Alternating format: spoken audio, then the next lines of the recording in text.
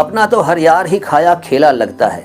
अपना तो मेरा शेर है, मेरी एक गज़ल है, टल्ली गज़ल, मेरी एक टल्ली गज़ल है, टल्ली गज़ल। उसको सुनिएगा अल्फाज आवाज़ अंदाज पर। उसकी इब्तिदा यानी शुरुआत कुछ ऐसी होती है कि अपना तो हर यार ही खाया खेला लगता है। थोड़ी हास्य रचना है। अपना तो हर यार ही खाया खेला लगता है, माल मेरा कटता उनका ना धेला लगता है।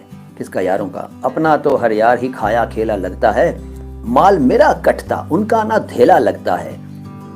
मैं ये कह रहा था कि अक्सर लोग ये कहते हैं कि मैं हिंदू हूँ लेकिन उर्दू पसंद है। तो यार ये कहकर वो लगता है कि कहीं थोड़ी सी उनके मन में यह है कि यार ये भाषा तो मुसलमानों की है, मैं हिंदू हूँ लेकिन फिर भी मुझे पसंद है, ऐसा मुझे लगता है। हो सकता है आप ये ना सोच रहे हो, लेकिन मज़हब का कोई मतलब नहीं है भाषा से। जो सीख ले उसकी हो जाती है। यार अब मैं संस्कृत पसंद करता हूँ तो मैं कभी नहीं कहता कि वैसे तो मैं मुसलमान हूँ लेकिन मैं संस्कृत, क्या यार पसंद है तो है, मेरी भाषा है, मेरे देश की भाषा है, मैं हिंदुस्तानी हूँ यार। मुझे अपने पूरा इतिहास पता है, मैं कहाँ से ओरिजिनेट हूँ, क्या है क्या नहीं है, तो मुझे क्या प्रॉब्लम है यार।